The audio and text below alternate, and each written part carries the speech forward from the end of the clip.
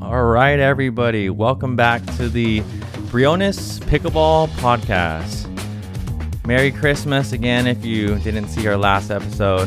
Happy New Year. We are in 2024.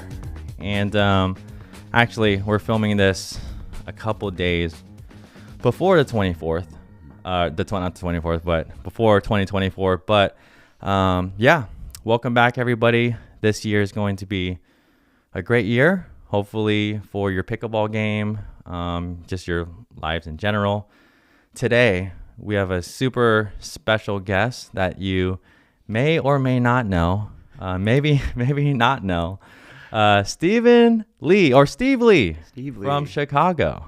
Thanks, Jordan, for having me. Oh, yeah. Thank Hold you. on. Let me get this a little applause going here. There we go. All right.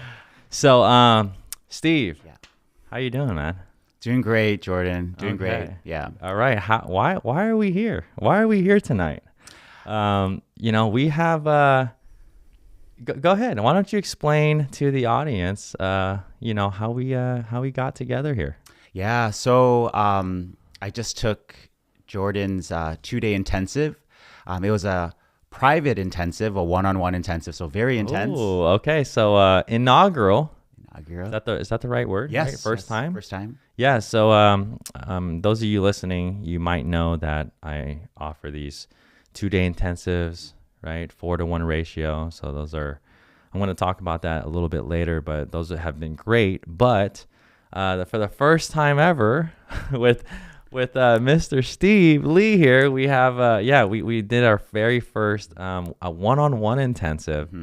And it was a great experience. This last 2 days have been pretty long for both of us, but man, I appreciate you coming down. Thank you. From Chicago. From Chicago, it was great. I think the journey to get here, I found Jordan through YouTube, like many of you, and I've been following the channel, listening to the podcast. It's been great, Jordan, the content that you provide, and I think you have a gift of teaching for sure. Thanks, and I saw it firsthand in person. Yeah. And thank you so much for the last 2 days, honestly. Hey, man, it was great. Yeah. It was awesome. We got to share a lot of meals together. Mm-hmm. Obviously spend a ton of time on the court, and got to know you on a lot more personal level too. Yeah. So that was super cool. So for those of you listening, if you are interested in doing something one-on-one like this, just send us an email, brionespickleball@gmail.com, or leave a comment below. We'll have a link below or something like that. But Steve, what was now when I do these intensives, I meet with each person and I do a Zoom call to kind of get to know them, what they want to work on, and stuff like that. But what do you think is you came in with the knowledge of your game, right? Because like one of the things that I do when I'm not auditing, I'm thinking auditing because you're a tax guy. No. One of the things that I ask for is video. When someone is applying to do something like this with me, and then so they also can see themselves, and also so I can kind of assess their game beforehand. But what is maybe one of the or several things that you came in not knowing about your own game that was really eye-opening to you in this, just from these past 2 days? Yeah, so coming in, I think the one really big eye-opening thing was, and I have several here, right? But one is footwork. Thinking that, and what I mean by that is coming into the intensive thinking that, hey, I'm in an athletic stance.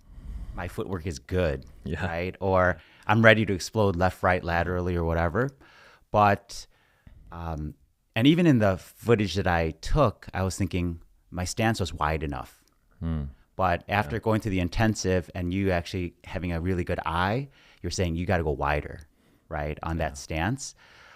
That was really big. And then also just being aware of the status of a point. Where am I in a point, right? Am I on defense, neutral, or offense. Yeah. And that dictates so much, in shot selection, things like that. So I think coming in, I thought I had that somewhat down, not, but it was very eye-opening when you start to, what do you call that? Like, I guess open my eyes, saying that, some of these things you have to improve on, right? So yeah. Sure, man. That's great. Now we worked on obviously a ton, right? I have a whole bunch of notes for you, videos, obviously, that I'm going to break down for you after. But what is one or two new things or new shots or something that you're going to start to develop, or something that's really exciting for you coming in? Because one of the things I know that we talked about before, and by the way, for the listeners out there, Steve is around 4 or 5 level for anyone, those of you listening, because all these intensives that I do are like different levels, right? And it's really cool, especially, I have a blast and a lot of fun at lower levels, for sure. But working with like more higher level players is something that I really love to do as well. So, but one of the things that we talked about at higher levels, Steve, is offense, right? And bringing in more tools to have in your bag. But what are two of them that that you're excited to go back and work on now that we've worked on? Yeah, absolutely. The big one is topspin. Implementing topspin into my volleys, the roll volleys, forehand, backhand. So really it's that, it's the force shot, right? Like keeping the opponent back, using topspin. Because coming into this, you knew how flat my 4 shot was, or my 6 shot, or my volleys were. But implementing topspin is one thing, and even implementing topspin on dinks, right? Yeah. Whether it's cross court. Yeah. So topspin is one very big element that I'm really excited to drill and practice on. And secondly is speed ups. Right. Or the 2-handed backhand, right? Mainly, right? Which opens up so many options in the game, right? For deception, for speed ups, to really put your opponent on their heels, not knowing what this individual is going to do, right? They can speed it up. It could just be a regular dink. So the 2-handed backhand and topspin are 2 things I really want to drill on when I get back home. We went through a lot of stuff, and not that, Steve, you didn't have topspin in your game already, but you did on the forehand side, or for sure. But it's just developing better technique, more higher level strategies.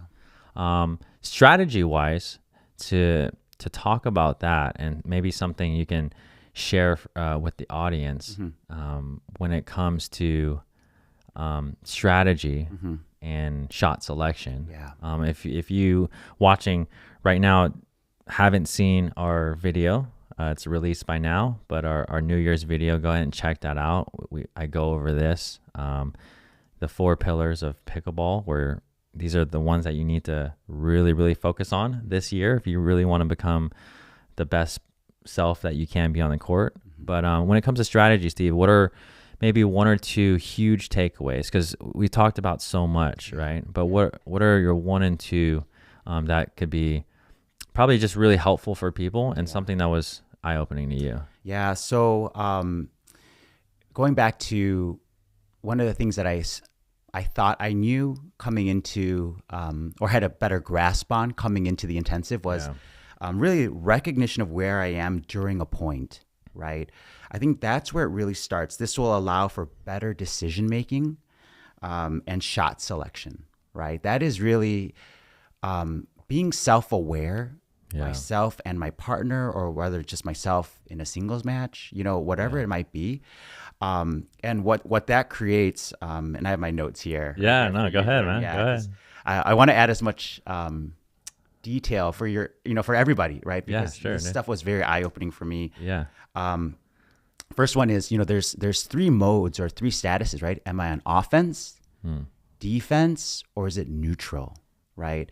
And I think we understand what offense, defense, neutral means, right? And so if on defense, right? So if on defense, how do I get it to neutral, right? So it's really, in the past, I would think, okay, let's go from defense to offense right away, right? So what that means is journeying through the transition zone many times, right? Journeying through the transition zone, the goal should be really, once again, we're trying to get to neutral. So hitting more resets and shots that bounce in the kitchen is kind of the goal, right? To get us to the kitchen line, to get us through the transition rather than attacking balls, which I am infamous for doing many times in the transition zone. But, obviously there might be some high balls where you can be a little bit more offensive with. Sure. But in general, I think journeying through the transition zone, having more of a mindset of, I want to get this to neutral rather than me just going from defense to offense right away, right? I think that recognition really will help me going forward with shot selection. Like, where am I right now at this moment? And what do I need to do with the ball that they're giving me, right? What is the opponent giving me? Another one is if neutral, right? Or let's go with if on offense, how do I stay on offense? Right. That's what it is, right? Like if you are the receiving team, so that's basically you're not serving. How do I keep my opponents back, right? How do I keep them on defense and us on offense, right? What does I do? It's aggressive return of serve, aggressive force shot with top spin, things like that, keeping the opponent back on their heels, right? How do I keep them back there versus inviting them to the kitchen or giving them a ball where they can get to the kitchen, right? Should I keep going? Yeah. Okay, go ahead. Yeah. Good, man. Then in neutral, right? Once we get there, right? Once we are, whether we're coming from defense and we get to neutral, right? How do I create opportunities for offense, right? Because you want to go from neutral to offense. And that means using various shots like topspin dinks to move my opponents around to create opportunities or pop-ups, right? To attack. There you go. Right? And then also with that two-handed backhand, disguising certain shots like a dink to a speed up, right? Because I think shot deception can be a very powerful tool that if we have that in our tool belt, I think it would be great for any player, right? Good, man. So it's really that self-awareness of where we are or where I am in a point. Am I in a defense, neutral, or offensive situation? And that really will help me better with shot selection, which I think I really struggle with even now, but it's going to help me now going forward shot selection wise.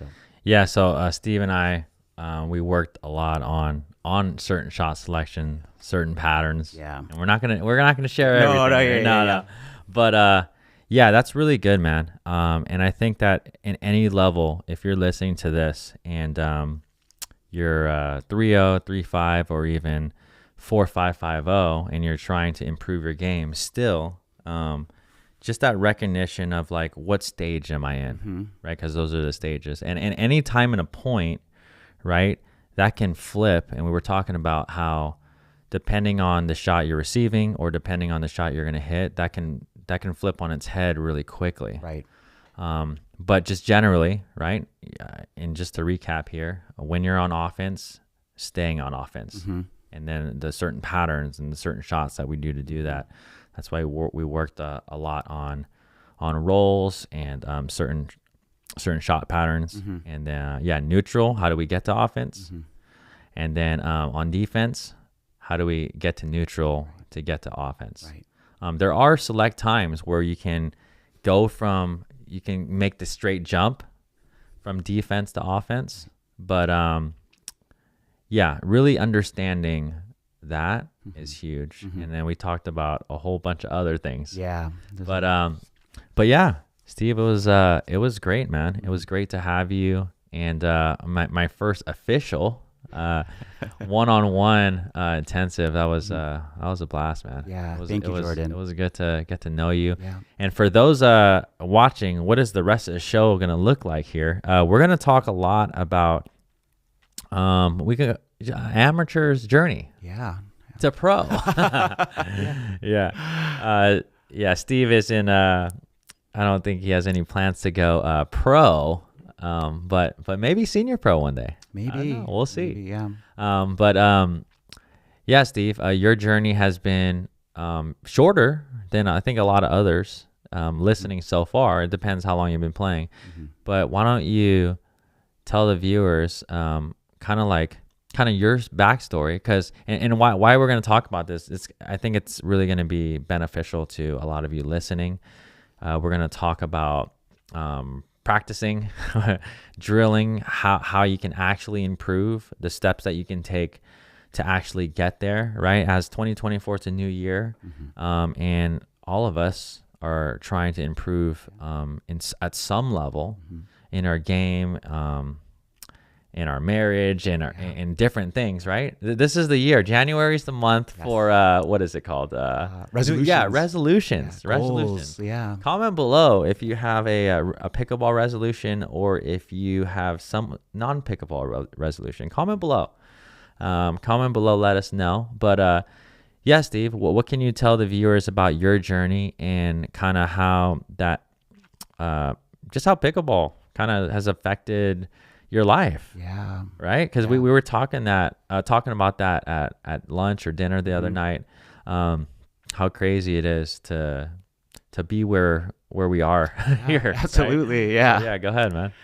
So yeah, pickleball, I think everyone who's watching or listening right now knows how impactful it is for each of us, right? In different ways. My journey started in pickleball July of 2022, so about a year and a half ago, right? And I was at a church retreat, and and during one of the, I think, free times, I saw a bunch of people playing pickleball on a concrete court, makeshift concrete court, and I was just like, I was judging it. I was like, I hear this game pickleball, and I was looking at it, I was like, doesn't look too hard. Just like, we've heard it all before, right? Everyone's like, this doesn't look too hard. There isn't much to the game. That's kind of the assumption, right? And then I joined in and I started playing, and it was great.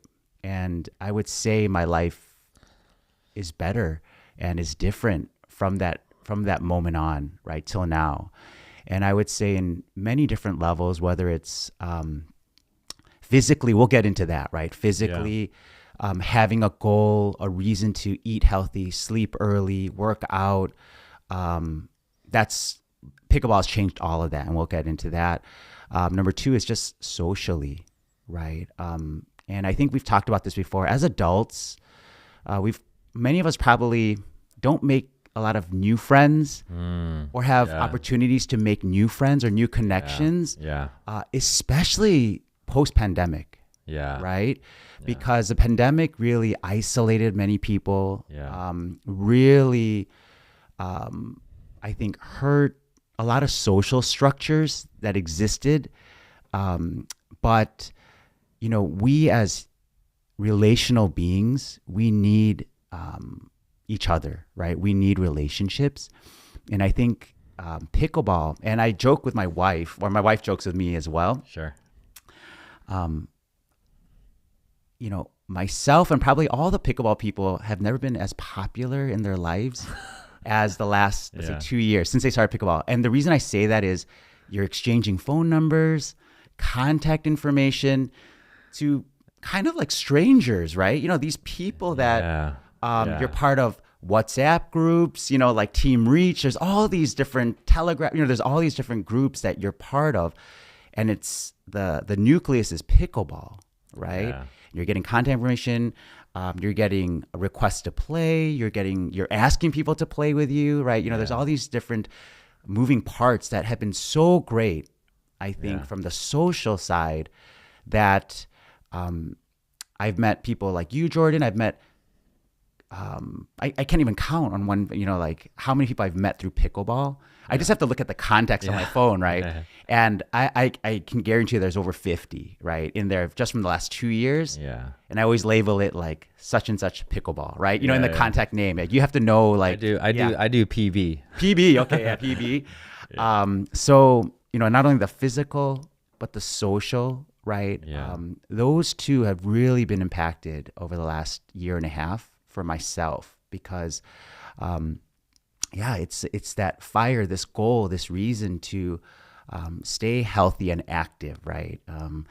Pickleball is fantastic for the last year and a half for me. Yeah, That's great, man. Yeah. I have to really sit back and try to be as look at it. It's hard because I'm doing so much sometimes, right? We talked about that. There's YouTube, there's the podcast, videos, so much planning and teaching. But when I sit back and kind of look at the journey, the pickleball journey, if you will, that I've been on the past almost decade now.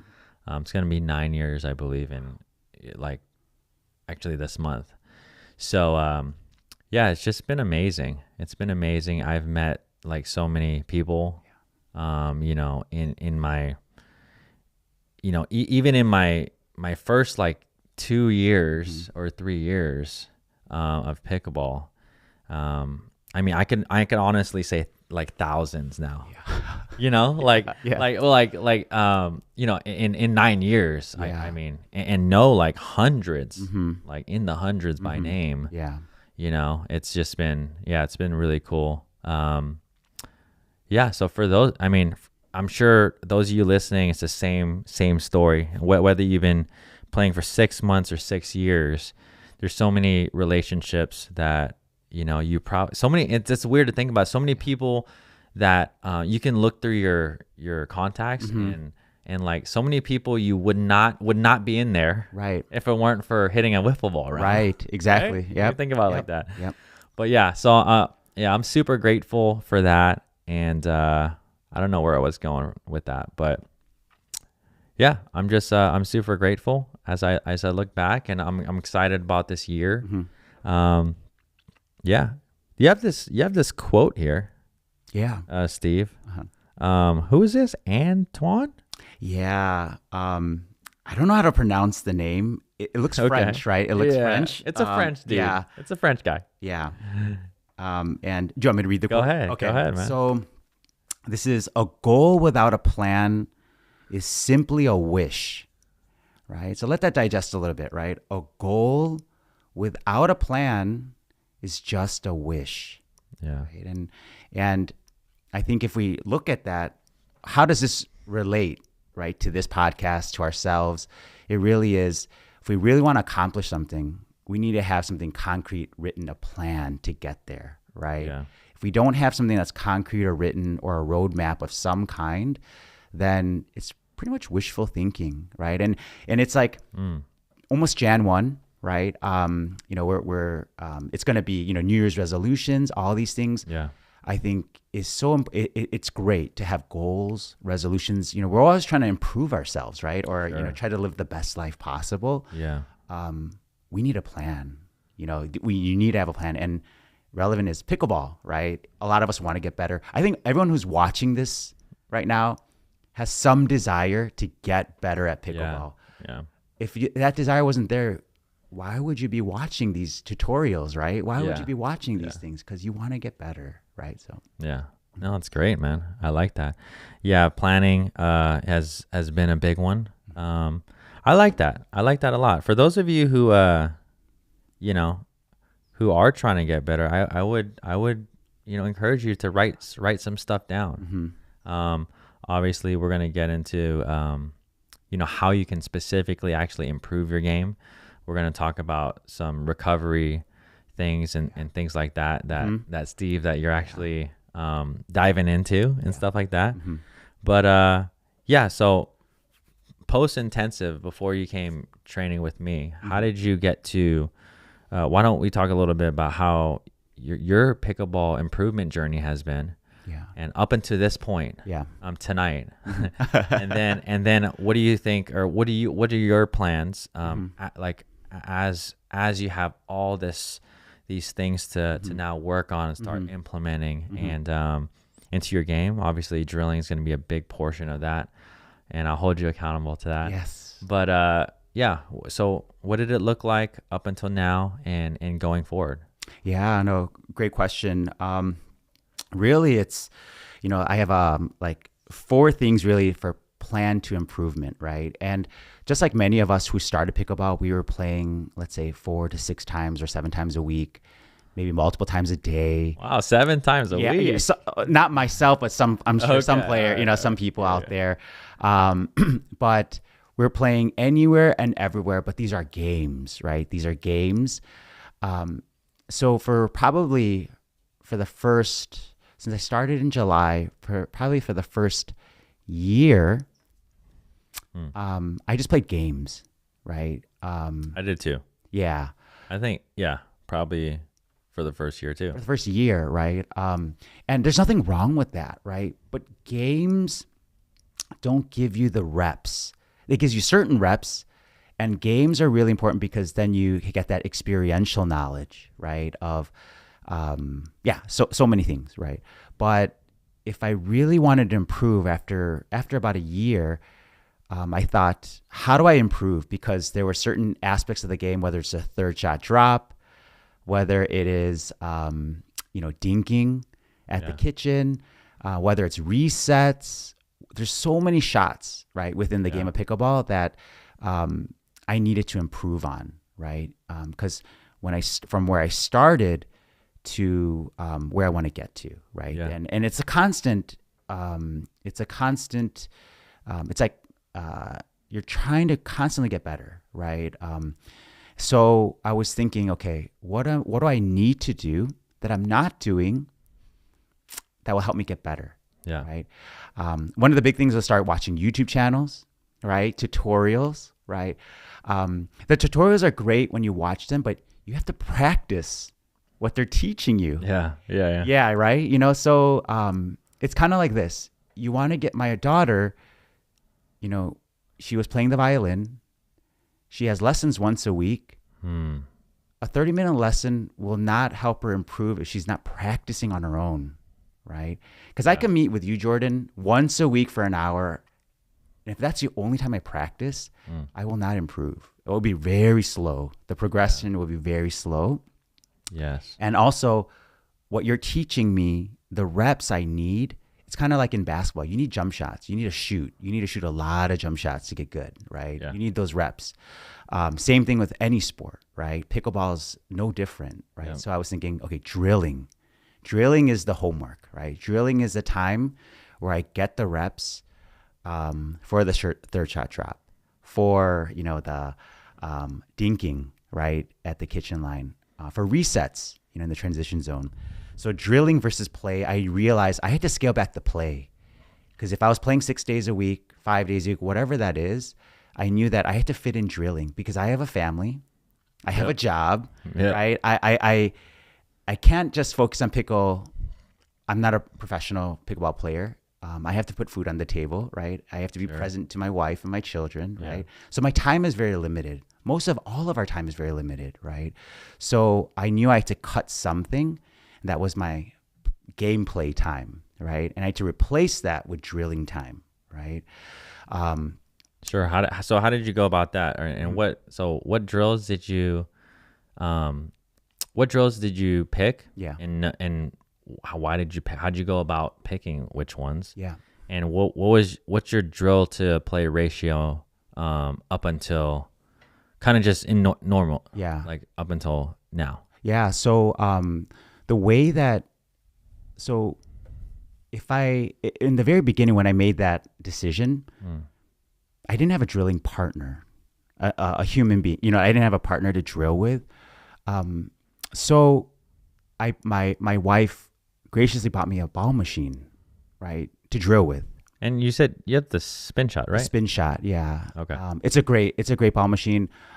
So what I worked on with the spin shot, and a ball machine is great, but it's very limited in what you can work on with it, right? Sure. Yeah, it has its limitations, right? Yeah. But so what are the shots that I used? What are the shots that I worked on in the very beginning? It was third shot drop, right? Third shot drop when I'm at the baseline, right? You know, so the ball machine would just constantly feed me balls, and I would just drop cross court, you know, ahead of me. And I just did that. So I constantly just worked on the third shot drop to get that touch. And I would set up cones, things like that, little targets within the kitchen. So the third shot drop was definitely very big. Even ground strokes, I just worked on that, right? You know, backhand ground strokes. I think that's something that a lot of people would like to improve on is their backhand, right? You just need the reps, and the ball machine is perfect for that because you know, because you just can't have it constantly feed you balls, and you hit hundreds of balls. Yeah, and you'll get better. You'll get better, right? Yeah. But what I realize is the ball machine plus YouTube tutorials, you know, will really take you a long way. You know, to a certain step, right? Because you need to get instruction, right? Because if you just have the ball machine, you go out there thinking, you know, footwork to technique. You need guidance, right? And I think YouTube is very good about that.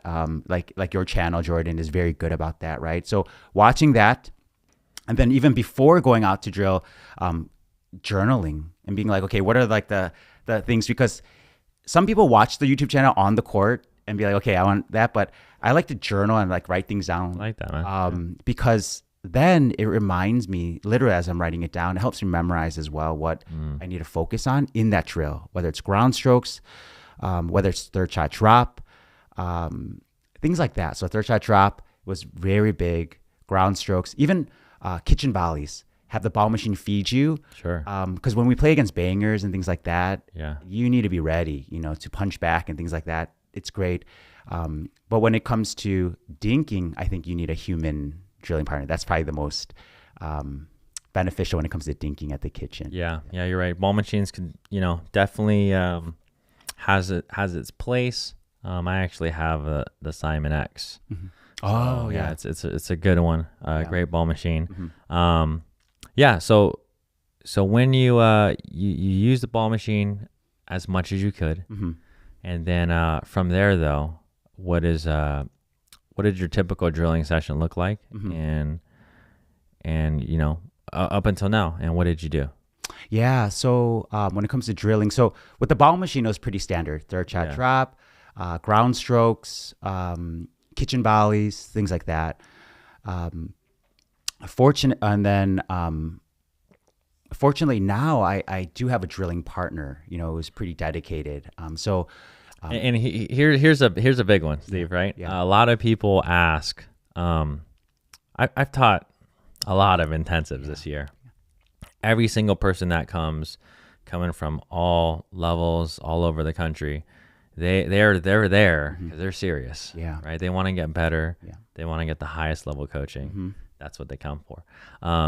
And the homework, like you said, right? Because I give this whole list of things that we went over, and specifically for them, and for you, I haven't done yours yet. I'm going to work on yours in the next week or so. But all these specific things that you're going to be working on and things like that. But if I had just at least even a penny for every time someone says, if I would do it, if I could find a drilling partner, or I don't have a drilling partner, I might be a millionaire. Who knows? Multi-millionaire. No, seriously. Yeah. But anyways, how do you go about getting a drilling partner? Because I think, see, for me, I have some feedback, but I haven't been in that position in a while. Got it. Right? Yeah. But a lot of people, they're like, well, you know, I have some thoughts, but how did you go about that? Because I'm sure it wasn't that easy. So give the viewers maybe your journey of getting a drilling partner. And this is huge for those of you listening. Maybe here's some good tips here. Yeah, great question, Jordan. Shout out to Rich. That's the name of my drilling partner. Oh, Rich. And thank you, Rich. You know, I think the first place to start is the groups that we're part of. Right. You know, like the the WhatsApp groups, the team reach groups, we're all part of some type of group or league or some type of, social play group. Sure. Yeah. From there, if you can spot another person with as much passion as you do, right? Because it's got to be mutually beneficial, right? It's not like you're asking them to coach you for free, right? Yeah. But you need to find someone that's maybe at your level, maybe slightly better than you even, or better than you, right? Yeah. That's the ideal. If they're better than you, that's the best thing possible. But that can be hard, right? Because that individual is probably looking for someone better than they are to drill with, right? So what I would say is start with the groups that you're part of. Identify maybe one or two individuals that you get along with well, right? That you jive well. Yeah, I like that. Personalities mesh. And then ask them, do you want to drill? Would you like to drill together? And in the beginning, it might be... You want to go on this dance with me? Yeah. Yeah, absolutely. That's what it sounds like. Yeah. Would you like this? Yeah. Would you like to dance with me? Or may I dance with you, right? Identify those one or two individuals that you feel that you mesh well with. And you know who those people are, right? There's probably people in the group that you probably wouldn't want to grab lunch with, right? Or wouldn't want to spend an hour and a half, 2 hours every week or whatever that is with. Yeah. So try to identify one or two players that you get along with that are similar level, maybe a little better, right? And then thirdly, just who has that passion and is reliable. Right. Yeah. And reliability, it takes time to test that, right? Yeah. Because you might make that first drilling appointment, that date, right? But the second date might not come. The third date might not come, or it might fizzle out, right? Yeah. It's kind of like dating in a way. It is. It really is. It really is. Because you're forming a relationship. Yeah. And there's a purpose for this relationship, right? And it's to get better. Right. And if you can find someone that's like-minded, who has a passion to get better and is willing to wake up or to sacrifice sleep late at night or whatever it might be. Or just sacrifice in general. Sacrifice in general. Yeah. Yeah, dude. And I would, those are probably the recommendations I have. Look within the groups that you're already a part of. Right. Yeah. Find individuals within that group that you jive well with, similar skill, right? And then thirdly, make that first date. Ask them out, make that first appointment and see where that leads to, right? And if it doesn't work, just move on. Move on, exactly. Move on with it. Move on, yeah. Yeah. I like that, man. But but I would recommend you be the best partner possible as well, right? You show up, right? You got to make the determination that I'm going to be there on time. I am going to be there for this person.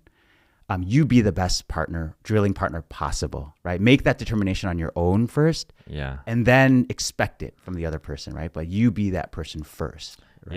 Yeah. I remember my first year, probably going to my second year, when I started to really compete in tournaments. Shout out to my OG original drilling partner, Dave Wage. Okay, oh. Dave, you probably may or may not be listening to this, but those are the things that we got along. He was great, and off the bat, I just knew his skill was there. Yeah, or what I wanted, and I knew that, that he can hit the balls that I would need at the level at that time. Right. Because I don't know. I think maybe at that time I was probably 4.0, right? Maybe 4.5, crossing that. But from there, I just put in so many hours on the court, and we made it fun.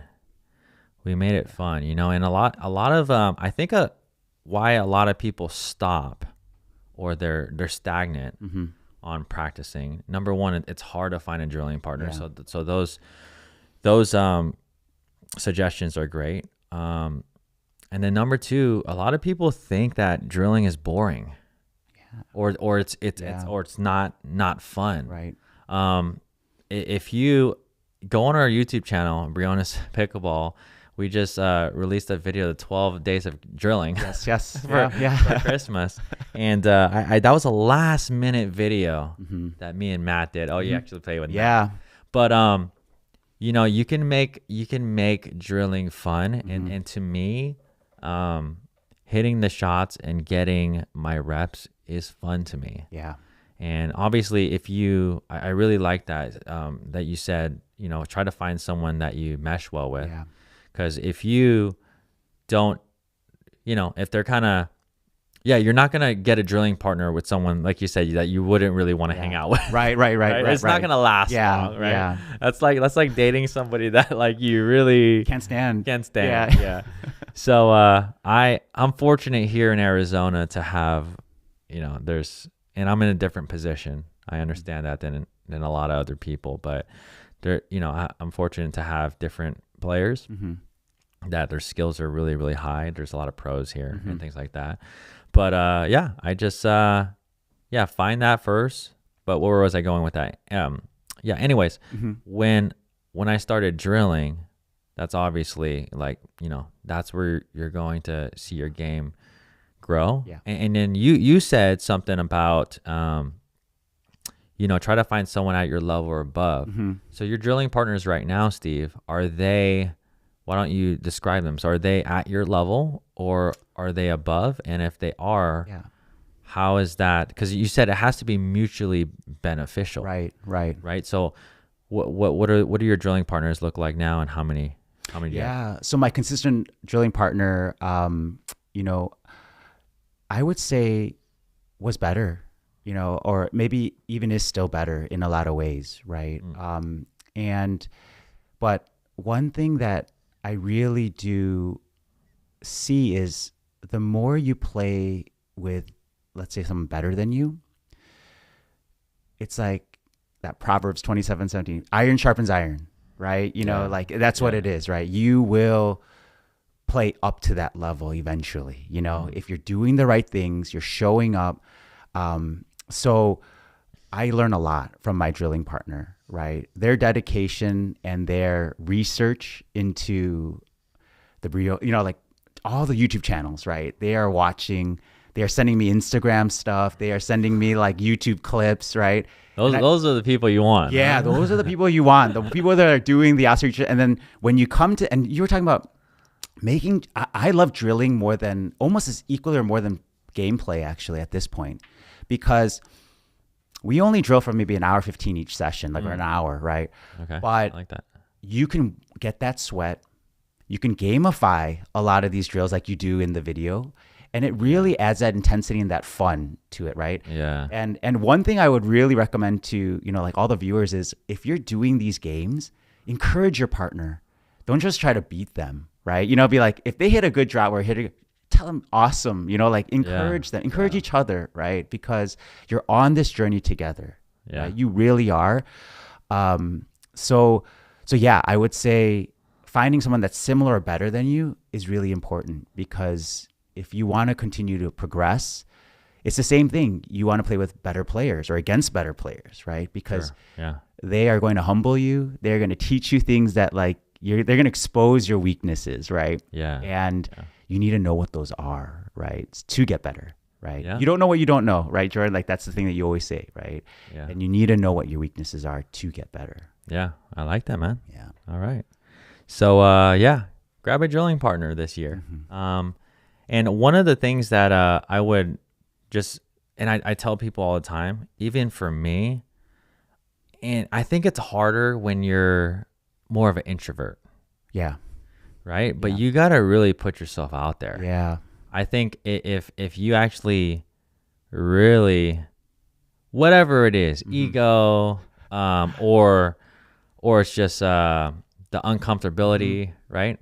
Just reaching out to whoever the heck will drill with you. Yeah. I mean, I drill with a lot of pros here, a lot of 5.0, 5.5 plus, but if I need to get a drilling session, because sometimes my schedule is kind of crazy, as you know. So my thing, I don't play much right now, but what I do, like a lot of games, I will get in high level games when I can, but what I do is if if I don't have those games, I need to drill at least once or twice a week to keep up my skills. Yes. So that's what I do. Yeah. So I will call, like, I mean, and I'll text like some, even 4-5s. Yeah. Even 4-0s. I've done that just because I know that they would love that, but Yeah. also I get my reps. Yes. So I will even drill with like lower level players, and that's good for me. It's all fun. So, Yeah. That's but you got to put yourself out there. You do. You know? You do. So. And a lot of us might be waiting for someone to ask me. Yeah. But you should go out, initiate. Maybe that should be your resolution, this year, is find a drilling partner and initiate that first date. We'll call it a date. Yeah, find the wife. Okay? Yeah. You're not gonna if I didn't ask my wife out or ask her to marry me, she might not have married someone. She would have moved on. You gotta go get it. Yeah. Yeah. You gotta ask. You have to ask. Yeah. No, that's good, man. Yeah. Well, what are we going to next? So maybe some other things besides drilling that have helped. Yeah. Okay. Sure. Like I said, number 2 is like journaling. Journaling is something that is been really helpful for me. And so the question is, go ahead. No, yeah. So I was going to ask, so journaling, I'm sure a lot of people are like, what? Do you journal about a lot of things outside of pickleball and just in life and stuff like that? Or is this just for pickleball? Just for pickleball. Really? Yeah. So, wow. Okay. So for pickleball, it's because I wish I could remember everything. And going back to even what to bring to the drilling session, I want to bring kind of a list of things or things to focus on, right, that I watched on you. Because a lot of us consume a lot of content. Yeah. But it's hard to imagine that we remember all that. All the things that maybe Jordan is teaching us or someone else is teaching us. It's really hard to have that photographic memory or, like perfect memory that I remember and I'll just take to the court and I'll apply. Yeah. So I need personally to write it down. Yeah. And that's almost like forced memory because remember when we were growing up, there's things called like cheat sheets, right? And it's the oddest thing is when you're putting a cheat sheet together for a test, and I'm not condoning cheating or anything like that, but when you're putting a note thing, you're actually bringing that to memory. It's helping you get ready for that test. You don't really need the cheat sheet afterwards, right? Because you're writing it down, and there's something very productive about writing something down to help with that memory, right? Yes. So I guess the question is, what do I journal, right? Like what's included in here? Let's see. Let's hear your pickleball journal. I've never heard of this one, Steve. Yeah. So first, you know what? You might have given me idea to make something, huh? Yeah, absolutely. Make a pickleball journal. Briones Pickleball Journal coming to you soon in 2025. I love it. So my first journal entry is November 17th, 2022. Oh, and wow. It was I journaled about each match. I played 3 matches that day. And I would put things, so I didn't even prepare the, but it's like backhand dink to the middle of opponents, not high or wide. So I'm writing things down. The next one is like volley, do not swing back, keep that W, keep it nice and tight, quick recovery, right? Paddle recovery. These are things that, this was over a year ago. This is over a year ago, November 17th, 2022, right? So, and these journaling, these are notes actually that I wrote because I actually like to film my matches, right? That's huge, man. Yeah, because you really don't know. It's hard to remember not only what you're watching, but how when you're playing in the moment. Did you really do things the right way? Did I do things the way Jordan has taught me? Or am I doing the things that I think I'm doing? Yeah. And the only thing is film doesn't lie. That's it. Right? The film does not lie.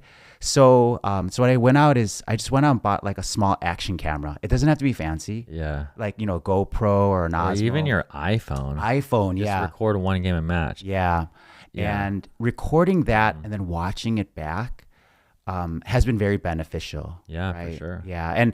And these notes, this journal entry is really me watching back those matches and writing down things that I didn't do and that I need to remember for the next one, right? Yeah. So That's dedication, man. yeah, no, and I like that. And yeah, for those of you, like I already mentioned earlier in the pod, you know, we asked, that's why we asked for footage. And even during our 2 days here, we went through so much. Obviously, I recorded a lot of it, a lot of slow-mo stuff, analysis. You'll see that later. But also recording matches. Today, we had some matches. I recorded some games, and we'll look at it, and I'll break it down. But yeah, if you've never seen yourself on camera, it could be very eye-opening to you. And you know, a lot of players that I coach, I've even done some virtual coaching here and there, but when they hop on court with me, I look at their film beforehand, even after and during, and like you'll find yourself doing things that you didn't know you did, right, and you'll find yourself not doing things that you thought you did. Right. Yeah. Right? Absolutely. So it's so huge. And, you know, becoming a student of the game myself, I mean, I study the game a lot. So I watch a lot of film of pros, right? That's the film that I watch. Yeah. And obviously I'm analyzing a lot of amateur film all the time.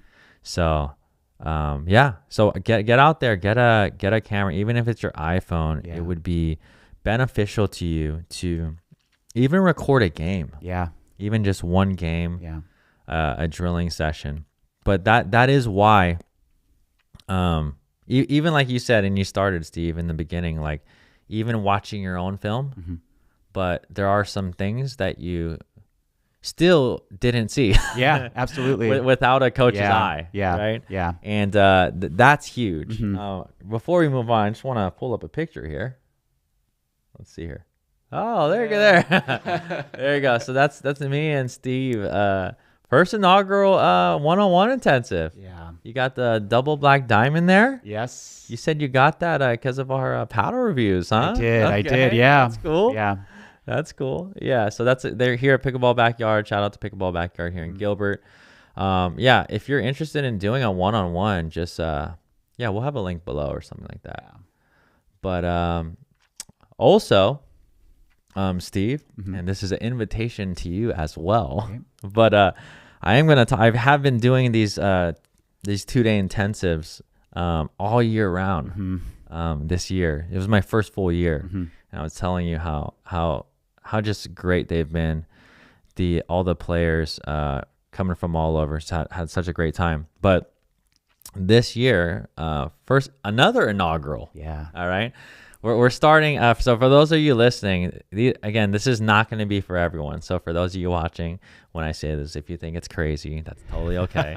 But for those insane, crazy pickleball maniacs who is like totally serious about your game, and someone like you, Steve, you're super serious, coming training with me one-on-one. But we're announcing, and we already have in our New Year's video, but our 5-day super intensive Briones Pickleball Academy. Yes. Okay. So what we're doing is we're selecting 12 players from each from a skill level, like 4.0 or 4.5, just 12 max, and then it would be me and another coach, and like 5 days. Awesome. 5 days of training. Yeah, that sounds great. and all the stuff, and man, the 2 days with you. The thing that I learned is it goes by quick. Yeah. Right. And there's so much to learn. Yeah. But all I can say, there's going to be way more details below if you want to, if you're even remotely interested in a full week of training. We're going to schedule this way in advance. Okay. For those of you, so you can set aside your calendar, but it's definitely, I don't think it's been done in the pickleball world. Yeah. Not like this. Yeah. But no, this is super intensive. So if you want to look at your entire game with 11 other people, maybe you could bring a friend. But it's gonna be fun. Yeah. It's gonna be fun because we're gonna be doing match play analysis. We're gonna be doing training. We're gonna be doing round robins. It's kind of like everything. Yeah. Like probably very super serious tournament players, things like that. Great. But hey. Steve, That was good, man. Yeah, that was awesome. This was awesome. Where were we? Where were we? What I put in the journal. So going back to Yeah. what are the things that has worked for me in journaling, right? So it's once again analyzing film, right? Analyzing my gameplay, right? Yeah. So that's one thing. Another thing is being intentional going into gameplay, right? So what does that mean? It's like having one or two goals going into your open play, one or two goals going into your league play, because we have to practice or intentionally try to work on certain things to improve, right? Do you remember? So we played a couple games that like earlier, but before that we were doing some on court analysis and coaching. Do you remember the two things from this afternoon that I told you to focus on? Yeah. Give me a second here. Okay. So one thing for sure was if I'm being stressed or pulled out wide when I'm at the kitchen, right? Dink middle, like reset to the middle, right? In between, and middle means if my opponent pulls me off wide through an aggressive dink or something, instead of going back cross court aggressively, which I had the natural tendency to do in the past, is to really try to aim and reset, have the ball bounce in the kitchen to give me time to come back, but also in between the two opponents, right? So that was something, and it worked great. Like today during gameplay, when I noticed if I dink to the middle, not an attackable ball, but a ball that will bounce, right? It really helps me get back into position, but also many times it causes confusion between and then that causes an opportunity afterwards, right? So that was one. That's one. What was the other one? The other one, it was a long 2 days. Let me think here. No, I'm just testing you, man. Yeah, absolutely. The second one is, I don't know, Jordan, help me out here. You know what? I don't know if I remember. I'm just kidding. I think it was just one, actually. Okay. It was just that one because I don't think you wanted to overwhelm me with too many things. But going back to like, so we got fireworks almost New Year's. Okay. Yeah. But I think is going into these games with intentionality, with purpose, right? I think and writing that down before you get to the court. That's what I do, or in the car, thinking before you go play. What do I want to work on? Right? Do I want to work on a deeper serve, a deep return? Because just those two elements, it changes the point drastically. Yeah. So for those of you listening too, so like in your example, Steve, we worked on a plethora of stuff, strategy, shot selection, developing different skills, speed ups, rolls, like so much, right? There it could be overwhelming, and I really like that because that's something that I do. You can, like when you go into a game, now when you go to a drilling session, you're isolating those skills or those patterns that we talked about, high level patterns or certain things that you're isolating them so that you can hit them over and over repeatedly. When you get into a game, right, there's a lot of different factors. There's a lot of different things that can happen. And in drilling session, right, in an hour drilling session, you can probably practice 4, 5, 6, 7, 8, 10 things different times. But when you get in a game, you can't. It's hard to focus on everything because you're not isolating one thing. So really developing a mindset that you've drilled in practice, and then you're going to practice the one or two things and to max. Like in this game, I'm going to when this happens, I'm gonna do this. So because like when you play that game, some games earlier, I mean, there's like 4 or 5, 6 things that we worked on that you could have utilized. But we're gonna do one thing at a time. Even in my game, to give the viewers like something that I'm working on. Even in my game, I'm working on a lot more aggression on my backhand wing, and we talked about that today. But my returns on my backhand, like coming over the ball, two hands. Yeah. And we'll probably do a video on that really soon with topspin. And just rolling a lot more of my dinks. Yeah. And we touched on that a little bit. But yeah, it's just super huge. So even my journey, even to what I am now in coaching from 2.0 all the way up to 5.0 plus, like I'm still continuing to evolve, and I'm planning and I'm working on all these things as well as I see, the game evolving, and as I teach so many different players. So yeah, I don't know where I was going with that, but yeah, man. Intentionality, like always being intentional and purposeful. And I would say one thing just before we, move on to the next thing is just that in gameplay, instincts and natural habits kick in typically, right? Yeah, that's a good one. Yeah. Yep. So having this journal, it's still on the journal, right? Having this journal to remind yourself written, even in between games, what am I working on today, right? Because you might forget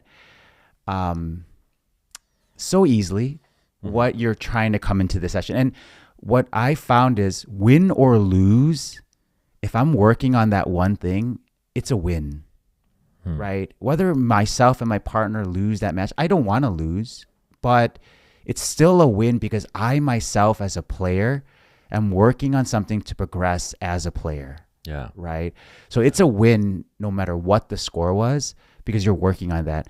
And one thing just to do is, your partner be like, hey, before the match starts, I'm going to try to really work. Just tell them I'm going to really work on deep returns or deep serves.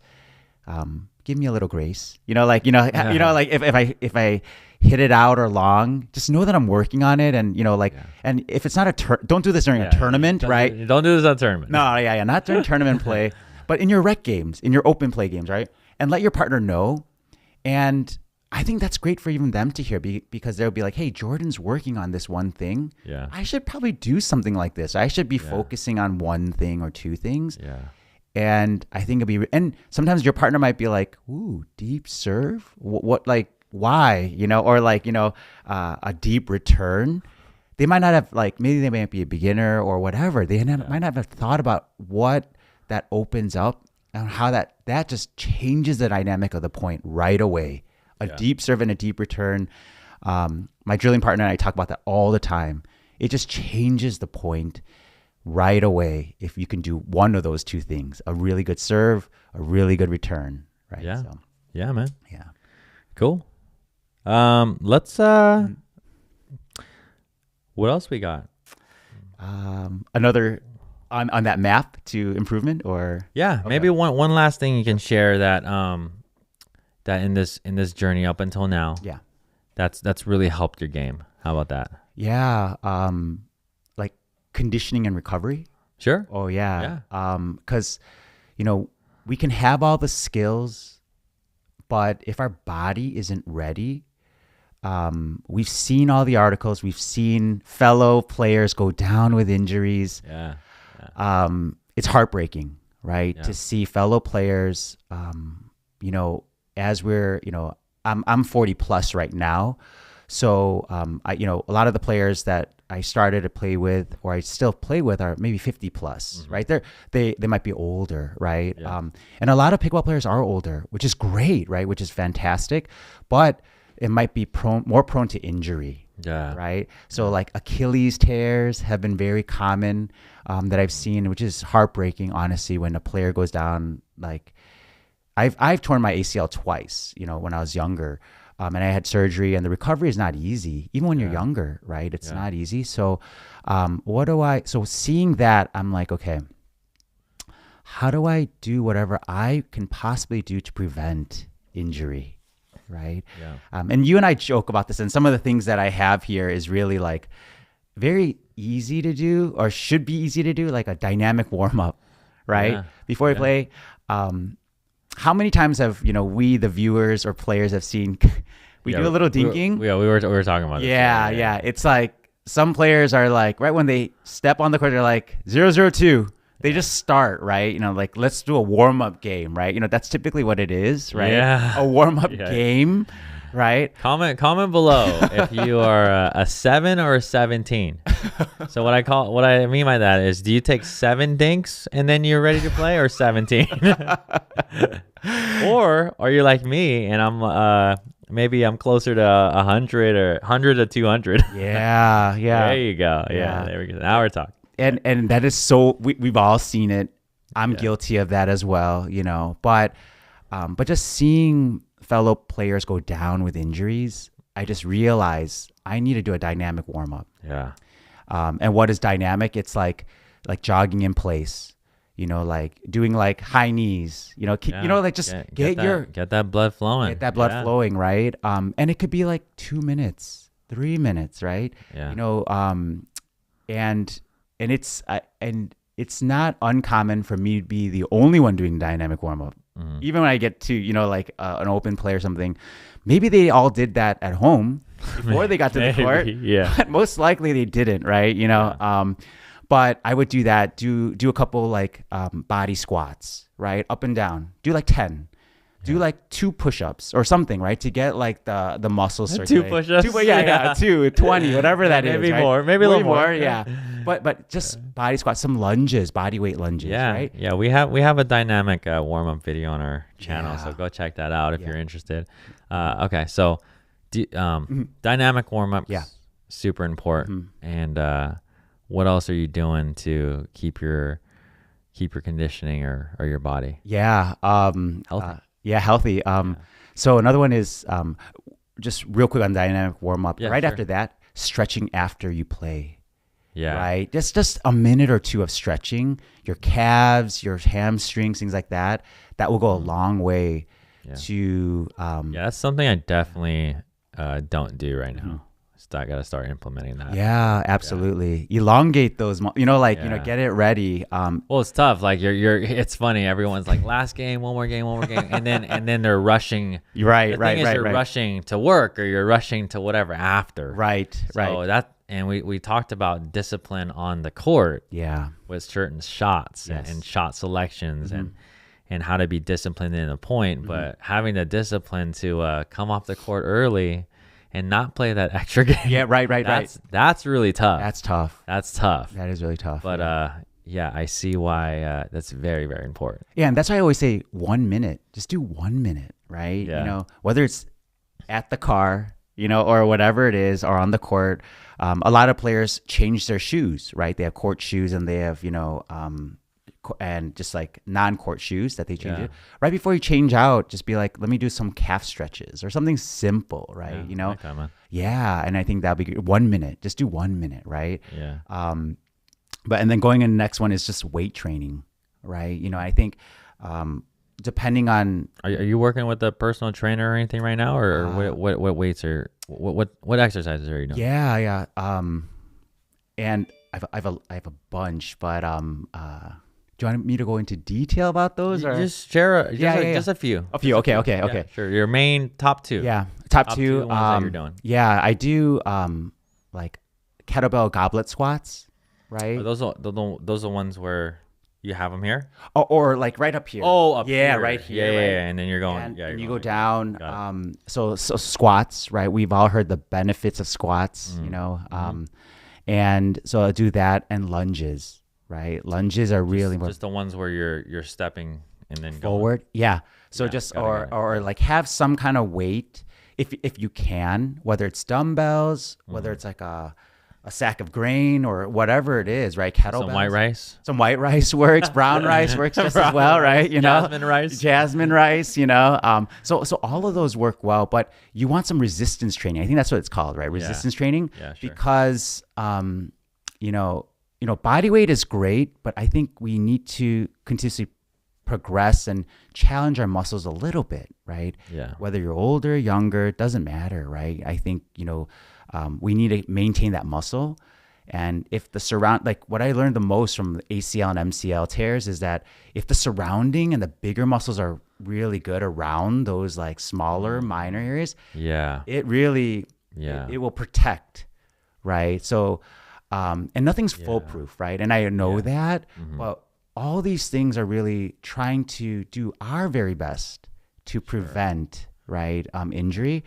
So those lunges, and then one thing is really good is there's a lot of shuffling side to side in pickleball, right? Yep. There's a lot of that. So Talked about that. Yeah, absolutely. Yeah. Shuffling. So there's these elastic bands. Yeah, that you put on your ankles. Oh, You could do ankles I have or- some put on right above the knee. You could do that too. Yeah, above the knee. I haven't actually tried that. I gotta get some So of those. good. And that was what I learned in rehab, in the physical therapy from ACL tears, that side to side, right? So it's a resistance band basically, and you just shuffle steps side to side, but in a controlled manner, right? You go side to side, and then go back the other way, right? Because there's so much shuffling at the kitchen. Yeah. That's so important, that lateral movement that we're talking about. Yeah. So that is something that I never forget to do. So if you just good, do man. goblet squats and that, and some push-ups, go from 2 to 20, Yeah. you know, whatever that is, right? Yeah, I like that. Because you get the upper body, you get the lower body, but I think a lot of it is really the lower body focus. Yeah. So if you're out there and you're not sure what to do, anything you can do to I would say strengthen your back and your legs. Yeah. That's going to be big because we're leaning over, right? We worked on roll volleys. Yes. And we're working on your stance, right? More athletic, but we're leaning, we're bending down a lot in the game, and that's just huge. Yeah, absolutely. Absolutely. So core, right? It's like that core. We hear it all the time. Core, yeah. But it's all that it's one chain, right? You know, like that's so important. But yeah, resistance training, weight training, I think is essential if you really want to improve your pickleball game. And that's what we're talking about here, right? Yeah. Really, if the goal, you know, a goal without a plan is just a wish, right? We need that plan, and weight training is essential to that plan, right? Because if you get injured, you're hindering the accomplishment of that goal, right? You know, that journey is really, it really pauses for an extended period of time. Yeah. So weight training, I would definitely do that. And then just the last one is recovery. All right. So let's talk about your thing that Yeah. you do. You do it every day, or I try to. Okay. I try to do every day. It's ice bath or cold plunge. Yeah, cold plunging. Yeah. I've been really thinking about getting into that. I know I have a lot of friends that do it and that I know, and I just know that it's super beneficial. What are, actually we've had some guests that actually talked about it. So so how long do you do it, and what are the effects that you've noticed yourself? Yeah. Obviously there's a whole bunch of data to back it up, but just from your own, like, 'cause everyone knows their own body, what it feels like. So why is that beneficial? Yeah, it's the recovery, right? Recovery. And a lot of us are playing pickleball multiple times a week, right? I usually schedule my ice baths after my workout, right? Or after my games, right? Or after my drilling session, or in between two games, right? Or in between two sessions. Some of us do double headers, right? Like, is it better to do it after or before? Is there a science behind that? Because people do it in the morning. Yeah, I do it in the morning typically. Okay. Yeah, but because I'm an early riser and I do all my drilling and everything in the morning. Yeah. So I'll do it after that. But the reason I do it afterwards is because what I found for myself personally is that the next day or before that next session, I don't have those achy joints, those sore muscles. Yeah. That I did, if I didn't do the ice bath. That's crazy. Yeah. Does it really completely go away? Almost, yeah. Because, so for instance, if I played pickleball for, let's say, like 2 hours, right? Like game play or open play, league play, whatever it might be. If I don't do an ice bath, and it's only for 3 minutes, right?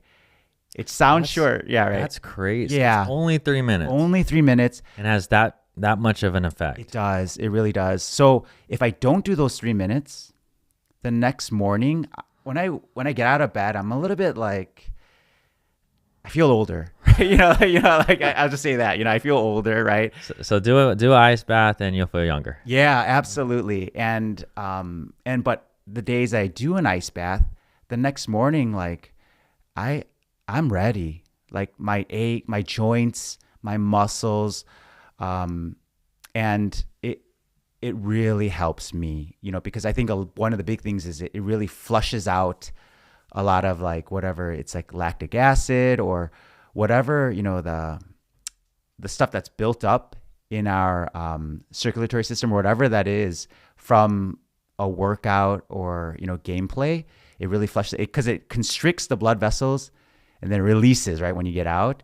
And it flushes it out. It's almost like a Drano, right? It's basically it's clearing out all the blood vessels. So so it's either ice bath or even on this trip here to Arizona, I did cryotherapy. Yeah, you said for the first time. First time, yeah. Tell us a little bit of that experience. Yeah, it's intense. It's intense. So going into it, I thought, hey, I do ice plunges, I do ice baths on a regular basis. And by the way, is it cryo? Cryo. Yeah, cryo is it's where is it like it's pretty much a chamber, right? It is, yeah. And then it's way below freezing. Yeah, it's like negative 100. Okay. That's what it is, negative 100. No problem. Yeah. But it's basically a big refrigerator. Think of it that way. Or freezer. A freezer, big freezer, right? A giant freezer that you go in. And they don't recommend anything more than 3 minutes or 3.5 minutes. Wow. Right. And I understand why, because it is intense. Because you almost died. Yeah. And the thing is, like, if you do it, you have to cover your little extremities, right? You have to cover your hands, you have gloves, booties, you have to cover your ears. Man. The first time I did it, I made the mistake of not covering my nose and my mouth. Do they give you stuff? They have stuff there, but I thought I didn't need it. Oh my goodness! So then my nose still hurts, and this is 3 days later. Wow. And like, because you really only need it for your body. Yeah, right. Yeah, you don't need it for like your head, like like it's like you're looking for it to recover your joint, your muscles and everything. Yeah. So my nose still hurts, and this is 3 days later. Oh my goodness, man. But now just wear one of those like COVID masks, right? Or like something that just covers. Yeah. Because the heat from your breath will keep you warm up here, right? Or wear a ski mask. Or a ski mask, like something like that. Just cover that face, right? Yeah. But that also helps a lot. So you did it for the first time, and what was after? Mm-hmm. That was before we did the training, or right after that first time. Yeah. So I scheduled. So you scheduled some rec games for me to play. Oh, Yeah. Yes. Yeah. So Jordan was gracious enough to put me in contact with shout out to Matt, who scheduled some games with two other great players, and we played. So that night, before our intensive, I had to do a cryo session, right? To recover and get ready for the intensive, right? So and then I did the cryo after every intensive so far. So yesterday and today I did the cryo. So nice, man. Really good. Cool. Yeah. Awesome, man. Yeah, I gotta get an ice bath. Yeah. I gotta get one. It's great. It really is good. It really is good. All right. So recovery. We talked about that. We talked about drilling, improving your game. Where do you see yourself now, Steve, as we finish the training now? Mm-hmm. It's a long 2 days. Yeah. I mean, I had a blast working with you and like really taking a deep dive into your game, your thought process, how we think on a court, like what we're, all the 4 pillars that we talked about. Yeah. Where do you, where do you see yourself, just your practice going forward? And, I think it's good to share with your 2024 goals or something like that. Yeah, absolutely. So, so my big thing is really trying to digest and process a lot of. It's like drinking from a fire hose, right? Right now, right? There's so much that we're learning, we're drilling, and I'm excited to process this like. On the ride home or the plane ride home, just kind of thinking through this. After you get a full night's rest. After you get a full night's rest, right? And I'm excited to not only do it myself, but meet up with my drilling partner and to talk about some of these things. Yeah. Because one of the things that I was thinking is that 5-day intensive that, you're going to start in 2024. Yeah. if all of you out there gets a drilling partner, you should bring them with you. So you really only need 6 teams of pairs of people, right? And bring your drilling partner with you, because that's something that I think would be very beneficial for you guys, for you and your drilling partners to come together. Well, especially if you're playing tournaments. Yeah. Cool. Yeah.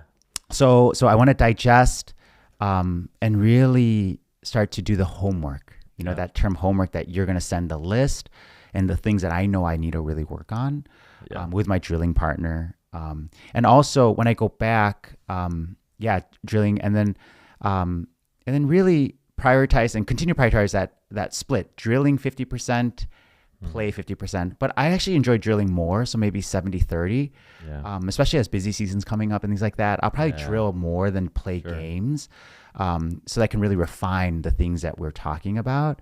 And then tournaments, I really want to. Last year I played in probably, I think, 6 tournaments. And what level were you playing? Yeah. What level tournaments were you playing last year? So I started off at 4-0 men's doubles. Okay. And then moved over to 4-5 men's. Were you playing 40 plus or just 19 plus? I think one of them, it was 19 plus, but the rest was 35 plus. I think that's like 35 plus is the next one.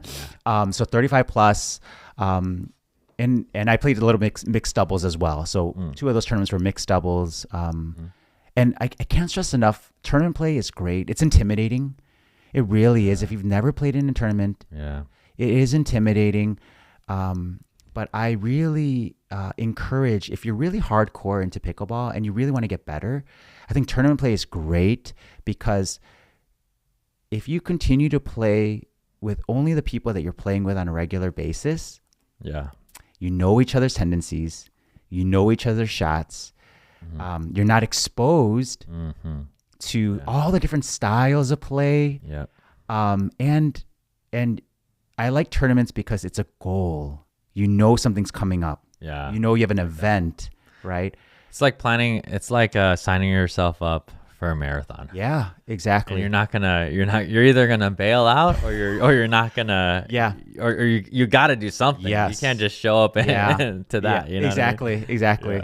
So I think one really good motivator, if you really want to get better in 2024, is sign up for a local tournament. Oh, I like that. Challenge. Yeah. Maybe it's not the golden ticket qualifier. Maybe it's not nationals or something like that. Anything. A cash game. I don't know.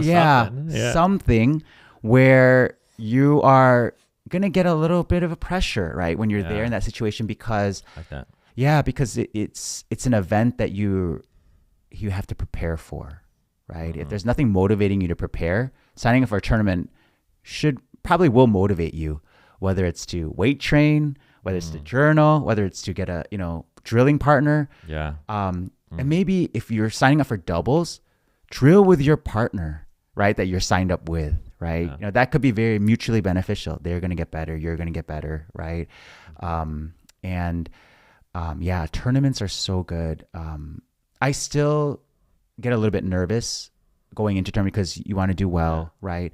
It's like a proving ground. You kind of feel like it's like, okay, do you belong, right? In whatever level, whatever category it is. But I'm like, at this point, I like that as motivation for me to get better. I like that. Yeah. So what tournaments, or how many you're going to play some this year, and what are you going to play at 4-5, or what's your plan? Yeah, I would like. I have not signed up at this moment for any tournaments just yet in 2024. A lot of because in Chicago, it kind of goes radio silent in tournaments for like the next 3-4 months because of the weather, right? And the facilities, like it's not really. There's not as many indoor facilities that can host tournaments in Chicagoland area, unless it's private and the timing and things like that. But I would like to play at least a couple more in 4-5 level. And then depending on how I do there, really try to continue to shoot to 5-0, right? I want to really continue to progress. So 4-5 is probably the tournaments I'll enter this year, and see how I do. Good, man. But always looking up. Right, looking up to trying to get better to that next, level. Let's say. Cool. So, yeah. Well, Steve, you'll be yeah, you'll be reporting to me on those results there. Yeah. Yeah, just let me know if you need anything. Yes. And obviously I'll be checking in with you and stuff like that. So that's good, man. I appreciate you. I do appreciate you coming out to Arizona. Yeah. You know? Yeah. I know the weather's been really nice. Yeah. Today we played outside. What is it? December is it the 30th? 30th, yeah. 30th. Right now? Yeah, right now, 30th. And it was like 71. It was so nice outside. It was nice. I'm sorry for those of you that are listening. If you're actually listening to this on Spotify or something like that from Antarctica, I apologize, or Alaska or something. Yeah. But no, it's been nice here. But yeah, thanks for coming. I mean, it's been a great 2 days. Yeah, it was great, Jordan, and like I've been telling you, you have the gift of teaching. And, you know, I've had probably 5 coaches up to this point. They're all great. They all bring a different element. But I think the way you break down what to do on the technical level for me or for any of your students is different, you know, than the other coaches who are great in their own way, right? Yeah. But I really appreciate your gift of teaching, honestly, and I saw it, you know, in the last 2 days. So yeah, man, I appreciate that. You want to do you got anything last thing or? You know, I think that's pretty much it. Okay. You know, yeah. Right. You wanna do a little spin wheel action? Oh yeah. I don't know. I don't even know. What do we got here? Yeah. But you know, I don't know. Let's see what we land on here. Okay. Should I go ahead and spin it? Yeah. This is the Briones Pickleball top spin wheel. Top spin wheel. Okay. Okay. Because top spin is very important. All right. So if you're learning top spin right now, or you want to learn top spin, make sure you check out some of our videos. Okay. Okay. All right. Just give it a whirl this way. Yeah. Okay. Why not? Here we go. Yeah. Okay. Let's see. Oh, pickleball vacation. All right. Steve, what's your dream pickleball vacation, man? So those of you wherever you're listening to this, you know, I have some places that I want to visit and stuff like that. But dream pickleball vacation. Who's there, and where are you playing at? You know, a little fun, a little relaxation, a lot of pickleball. Yeah, I think the first place that comes to mind in terms of location is South Korea. You know, South Korea is a place like Asia in pickleball. I think it's slowly coming, right? Yeah, you got it. Korea is not. It's got to be small there still, right? Yeah, it is. Is there even courts there yet? Like some, right? There's some, but not like what we have here in the States. Nothing like that. It's more like gym floor or some type of composite where it's like a basketball court / like a multi-purpose floor. Did you say you went back there and played recently or no? No. When I was there recently. You were? Yeah. But you didn't play at all? I didn't play at all, yeah. Oh, okay. I left my paddle at home and all my stuff. But but I do know that there are like small gatherings, right? And that's where you're from, obviously. Yeah, that's where my family is from. Cool, man. But I'd like to see pickleball really emerge and rise in South Korea and play in a tournament or go on vacation and play there. There's a lot of beautiful spots there in the country, and just want to see that popularity of the sport rise and do all the great things we've seen and I've seen, you know, personally, and that pickleball has done for so many people right here in the States. So I wanted to see it in South Korea and other parts of Asia, Europe, around the world. So South Korea is the place that I want. All right. Yeah. All right. Give it another whirl. Well, South Korea, we're coming for you. Yeah. Pickleball's coming. Yeah. Okay. One more? Yep. Okay. Let's see here. Pickleball what ifs? What do you think here? Well, easy one here, Steve. Yeah. Easy one. What if let's do it two ways. Okay. What if you didn't discover pickleball? Or what if you discovered pickleball 10 years earlier? 10 years earlier, yeah. Those are two separate questions. But we'll start with the first one. Okay. The more negative one. What if I didn't discover pickleball? Yeah. And if I didn't discover how would your life be different? Yeah, I think I'm more on the physical aspect. I probably would be a little heavier right now. I think I probably wouldn't.